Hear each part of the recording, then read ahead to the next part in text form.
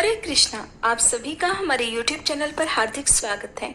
आज की इस वीडियो में आप रसपान करेंगे कार्तिक मास मातम्य के अध्याय 17 का। और क्योंकि आज गोवर्धन पूजा भी है, ऐसे में आप सभी को गोवर्धन पूजा की भी हार्दिक शुभकामनाएं। आज आप हमारे चैनल पर गोवर्धन पूजा की कथा भी जरूर सुनिएगा। आइए अब जानते हैं कि इस समय देवर्षि नारद महाराज पृथु को किस बात का वर्णन कर रहे हैं। दीपावली को दीपमालिका के महत्व और महालक्ष्मी जी के पूजन की विधि ध्यान पूर्वक सुनने के बाद महाराज पृथु ने नारद जी से विनती की कि हे देवर्षि, अब आप अन्नकूट और गोवर्धन का महात्म्य सुनाने की कृपा कीजिए। तब देवर्षि कहने लगे, दीपावली के अगले दिन कार्तिक शुक्ल प्रतिपदा को गोवर्धन पूजा और अन्नकूट होता है और इस दिन पृथ्वी पर गोबर का गोवर्धन बनाकर उसका पूजन करें और अन्नकूट बनाएं। ब्राह्मणों को भोजन कराने के बाद स्वयं भोजन करें। गौ और बैल का भी पूजन करना चाहिए। दिन के तीसरे पहर में मार्ग पालिका बांधे। इस दिन जवाई का भी पूजन होता है।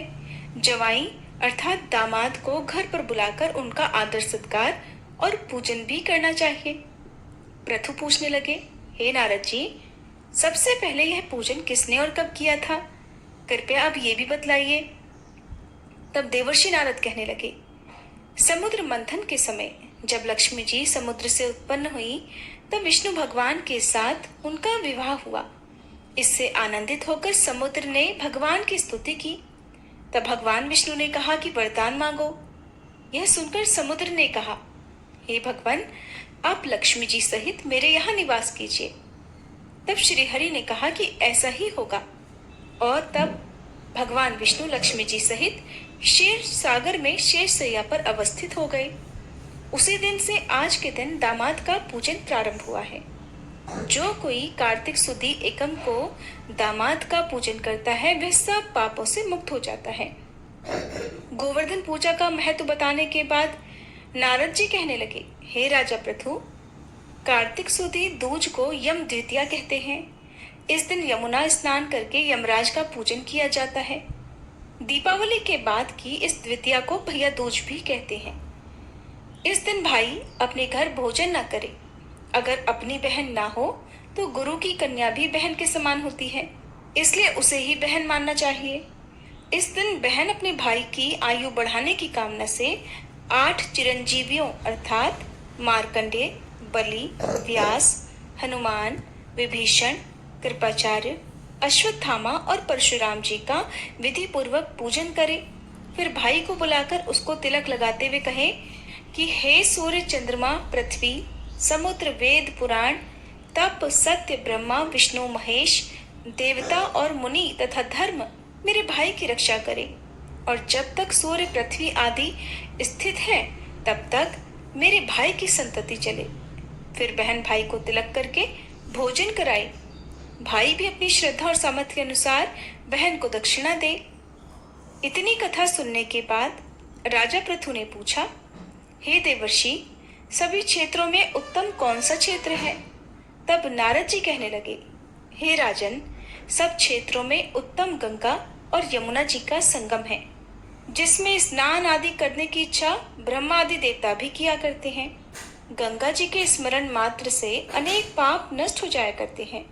जो कोई गंगा जी में स्नान करता है उसके समस्त पाप क्षय हो जाते हैं और उसकी कई पीढ़ियों को परम पद की प्राप्ति हो जाती है। गंगा जी में स्नान करने की अभिलाषा करने मात्र से ही मनुष्य अनेक जन्मों के पापों से मुक्त हो जाता है। गोदावरी, कृष्णा, रेवा, अमरावती, तुंगभद्रा, कावेरी, यमुना, बाहुदा, चैत्रवती, तामपर्णी और सरयू आदि नदियां और सभी तीर्थ गंगा जी में स्थित हैं। काशी क्षेत्र सभी क्षेत्रों में उत्तम है। जो काशी में वास करते हैं वे जीवन मुक्त हो जाते हैं। जो व्यक्ति काशी क्षेत्र का स्मरण करते हुए अपने शरीर का त्याग करता है वह भी मोक्ष प्राप्त कर लेता है। नैमिषारण्य तीर्थ में सूत जी से इतनी कथाएं सुनने के बाद ऋषि मुनियों ने निवेदन किया कि हे सूत जी, अब आप कृपा करके भगवान के चरणों से उत्पन्न हुई गंगा जी का महात्म्य सुनाइए। तब सूत जी बोले, हे ऋषियों, इस संबंध में नारद मुनि ने जो कुछ भी राजा पृथु से कहा था वही मैं तुमको सुनाता हूँ, ध्यान से सुनो। समस्त देवताओं और दैत्यों को उत्पन्न करने वाले महर्षि कश्यप जी की दो पत्नियां थीं। एक पत्नी का नाम अदिति था और दूसरे का नाम था दिति। अदिति के पुत्र देवता कहलाए और दिति से दैत्यों की उत्पत्ति हुई। भाई होते हुए भी देवताओं और दैत्यों में जन्म से ही परस्पर बैर भाव चला आ रहा था। कालांतर में प्रहलाद जी का पौत्र और विरोचन का पुत्र दैत्यराज बलि दैत्यों का राजा बना। उसकी सेना अत्यंत विशाल थी। समस्त पृथ्वी पर विजय प्राप्त करने के बाद उसने स्वर्ग पर अधिकार जमाने के लिए देवताओं पर ही चढ़ाई कर दी। अपने राज्य को दैत्यों से घिरा हुआ देखकर इंद्र सहित सभी देवता युद्ध करने के लिए मैदान में आ डटे। बहुत भीषण घोर संग्राम हुआ जो अनेकों वर्षों तक चलता रहा। जब देवताओं ने देखा कि दैत्यों की शक्ति में तो कोई कमी नहीं आई और वे निरंतर आगे ही बढ़ते जा रहे हैं, तब देवता मैदान छोड़कर भाग खड़े हुए। इस प्रकार दैत्यों ने स्वर्ग पर अधिकार कर लिया और बलि स्वयं इंद्रासन पर बैठकर शासन करने लगा। अब तो यज्ञ की हवि देवताओं के स्थान पर दैत्यराज बलि और अन्य दैत्यगण ग्रहण करने लगे। अपने पुत्रों अर्थात देवों को दुखी और आश्रयहीन देखकर अदिति देवताओं की जय और दैत्यों की पराजय के लिए तपस्या करने के लिए हिमाचल पर्वत पर चली गई।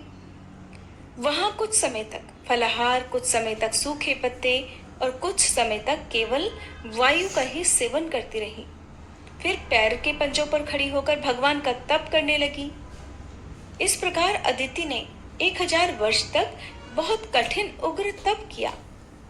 दिति के पुत्र मायावी राक्षस इस घोर तप से चिंतित होकर राक्षसी माया द्वारा देवताओं का रूप धारण करके अदिति के पास आकर बोले कि हे माता, आप हमारे लिए इतना घोर तप क्यों कर रही हैं? आत्मघात करना सभी शास्त्रों में पाप बताया गया है। हम आपका ये दुख सहन नहीं कर सकते। कोई भी पुत्र अपनी माता से विमुख नहीं हो सकता और न माता को दुखी देखकर सुखी रह सकता है। इसलिए हे माता जी, शास्त्रों का कथन है कि जिसके घर में कल्याणकारिणी माता नहीं और प्रिय बोलने वाली पतिव्रता पत्नी नहीं, उसका तो जीवन ही निरर्थक है। इसलिए आप अपनी तपस्या छोड़कर अब हमारे साथ घर चलिए और हम पुत्रों को सुखी कीजिए। मायावी दैत्यों के इस प्रकार छल से कहने पर भी अदिति समाधि से विचलित नहीं हुई। तब उन्होंने अदिति को ही मार डालने का निश्चय किया।